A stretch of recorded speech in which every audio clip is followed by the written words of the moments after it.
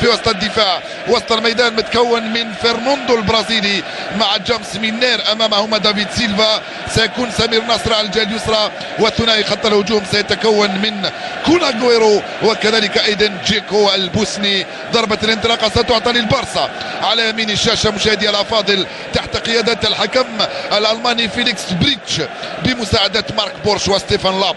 كرسي احتياط فريق البارسا اليوم فيه تشافي هرنانديز، رودريغيز، ليو ميسي، انطلق نيمار، هيدا من ليو ميسي لنيمار، كرة خطيرة يا كومباني، أول كرة صعبة وخطيرة وتمريرة من ميسي فينسون كومباني، والتمريرة كم كانت رائعة، والانطلاقة أيضا كاد يلحقها نيمار وأول ركنية في المباراة. أتحدث عن كومباني، الكرة لجيكو، وصلت الكرة خطيرة، جيكو خطأ آخر من غامير ماتشيرانو، جيكو استلمها بصدره وسددها بيسراه، يلا من كرة هنا في العمق مباشرة لجيكو يسدد كرة زخطرة ليو ميسي لانيستا، انيستا هيدا على الجهة اليسرى لنيمار، نيمار زاباليتا إلى المراوغة، نيمار خطيرة، جول ديمي كليز ينقذ مانشستر سيتي من هدف محقق. كم كانت اللعبة رائعة، يحتاجه ويريده فريق برشلونة لتخفيف العبء والثقل على ليو ميسي. مراوغة من أروع ما يكون، تمريرة رائعة أيضا لليو ميسي داخل منطقة العمليات، ولكن التغطية أيضا كانت رائعة من ديميكلين للبارسا، شيء طبيعي، هيلا بالراس، الكرة خطيرة وجول،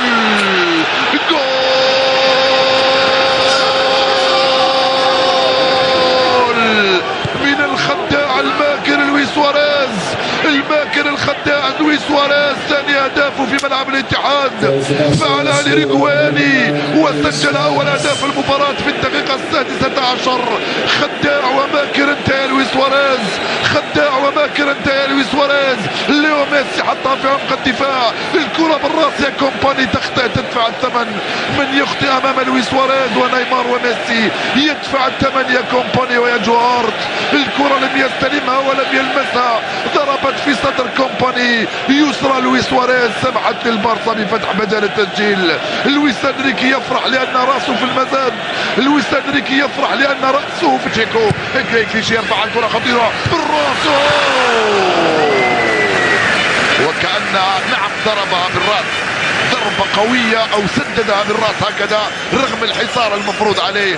البوسني يضرب الكرة بالراس جانبية على مرمى الحارس مارك أندري تير شتيغن الألماني.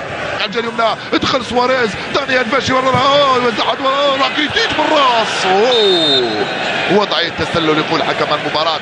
البرشلونة اليوم مبدع، برشلونة مختلف تماما عن برشلونة الذي واجه مالاغا، لانه الصحافه قالت بانه عندما لا يوفق ميسي لا سيلفا ماذا فعل بكارلو ميسي. نيمار انطلق على الجهه اليسرى، نيمار لسواريز، خطيره، جول، كاد يفعل ما لم يسبق وان فعله لويس سواريز في ملعب الكرواتي لميسي، ميسي جوردي ألبا، الكرة خطيرة، جوردي ألبا أرضية، جول، اصمتوا كلكم، هكذا يقول لويس سواريز. لعبة ميكانيكية عالمية لفريق برشلونة، نعم، لعبة بلاي ستيشن بالنسبة لعناصر فريق برشلونة. نعم عدنا، نعم نحن الكبار، نعم نحن أسياد الكرة، يقولون لبعضهم البعض عناصر برشلونة في هذه اللعبة. لويس سواريز يفعلها في ملعب الاتحاد، يفعل ما لم يسبق وأن فعله من زمان. راكيتيتش ليو ميسي يتقدم، يثير دفاع البارسا، يمرر لجوردي ألبا، بأصابعه يتمكن لويس سواريز من تسجيل الهدف الثاني. لمسات كروية ساحرة لفريق برشلونة، هدف ثاني. ملعب الاتحاد كله ساكت، ملعب الاتحاد لم يفهم شيئا، بل فهموا بأنهم يلعبون أمام برشلونة في أحسن أحوالها اليوم. لويس سواريز يفعلها ويسجل الثاني، ثنائية لهدف. وما العمل لكي نتآلف ونتمنى كرة من نيمار يا زاباليتا، بوسكيتس مع ليو ميسي، خرج من المراقبة، ليو يلعبها مع نيمار دخل انيستا، نيمار لميسي، نيمار لميسي، ميسي جوارت، جو هارت ينقذ مانشستر سيتي. الكرة من كل مكان بين كل الأرجل عناصر فريق برشلونة الذين يصنعون الفارق في هذه المباراة. نيمار لميسي داخل منطقة العمليات، جو هارت خرج بصعوبة، استلم هذه الكرة واستفاد من خطأ وانطلق من دانيال فيش. هنا كرة صعبة، دانيال فيش مع لويس سواريز، الثالث دانيال فيش. الكرة في العارضة الأفقية.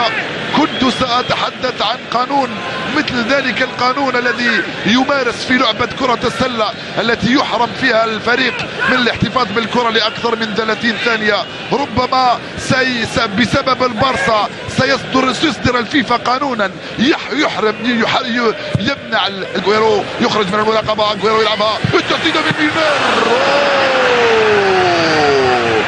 التسديدة من ميلنر والصد من الحارس جواخون اغويرو يستفيد من جيكو. عنده الكرة محاصرة، هي الكرة يلعبها لدافيد سيلفا، كرة خطيرة، دافيد سيلفا خطيرة، النصرية. هجومهم عملاق ودفاعهم عملاق عناصر البارسا. جيرار بيكي والحكم يقول لك لا يا جيكو، الحكم يقول لك لا. طالب عناصر مانشستر سيتي بضربة جزاء. دافيد سيلفا كرة بالراس جيكو، وكأنه في حصة تدريبية. جيكو من أمام مارك أندري بير شتيغن. وحدك يا جيكو، وحدك يا جيكو، وحدك يا جيكو. رهبة وهيبة كبيرة. كرة سواريز، راح ميسي، سواريز يلعبها لميسي، اولالا بالمليمتر. سواريز فنان في المراوغة وفنان في التهديف وفنان حتى في التمرير، لان التمريره هذه اللي حطيتها يمررها ليو ميسي وانيستا وتشافي وليس انت. اي اي اي اي اي اي كمباني كنت راح نقول برئيس ناديه. واغويرو عنده الكره الان، انطلق من امام خبير ماتشيرانو. اغويرو كره خطيره،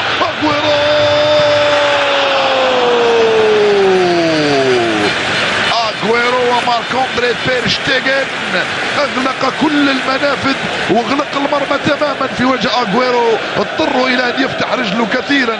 لما تفتح رجلك كثيرا في التسديد الكرة تخرج خارج الاطار. شوف الخروج تاع بير شتيغن، شوف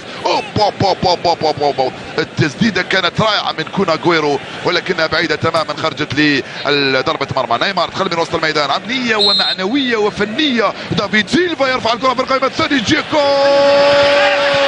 والحارس، جيكو وديميكليز والحارس يلتقط هذه الكرة فوق الرؤوس. يرسلها طويلة، مارك أوندا راحت للاكيديت، يلعبها لنيمار لسواريز، سواريز يرفع لميسي، يلحق عليها ليو، بابا ليو، جول. لا ما زالت الخطورة. إنيستا وسهل لجوار، يفعل ما يشاء بالكرة. أي ذلك جوردي ألبا يلعبها لأغويرو،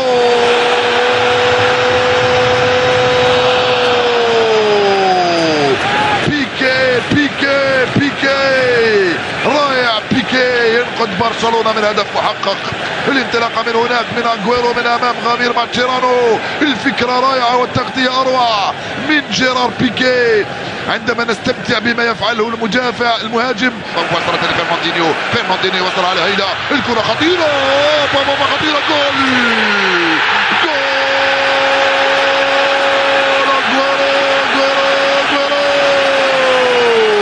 الارجنتيني خطف الكرة وتوغل وسجلها.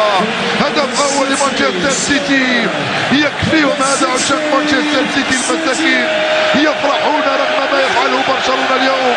شوف اللعبة، الانطلاقة من فرناندينيو، وصلها في العمق، التغطية من دافيد سيلفا، كون اغويرو خرج كالقط، وسط مدافعين، خطف منهما الكرة وتوغل وسجل. هدف اول لمانشستر سيتي، هو السادس لكون اغويرو في دوري الابطال. 17 هدفا في الدوري وهدف في دوري الابطال. تلعب الكرة لليوم. البطاقة الحمراء، البطاقة الصفراء الثانية غير كليشيه، وتتعمق الجراح وتزداد معاناة فريق مانشستر سيتي. سيضطر بيليغريني لإدخال مدافع الآن وإخراج ميلنر من دون شك، أو وسط ميدان، يخرج ميلنر أو وسط ميدان، أو إذا قدر ميلنر يلعب كمدافع أيسر، لا أدري. المهم أنه فريق مانشستر سيتي وبيليغريني سيكون مضطر ليخلي يدخل مدافع تاع مهنه. طبعا جامس مينار هو اللي تحول على الجهه اليسرى في محاوله للتغطيه، لان جاي كليشي طرد بعد هذا التدخل بعد وصول المعاناه كم ستكون كبيره. دخل جوردي ألبا من امام فوردونيو، خطيره الكره، جوردي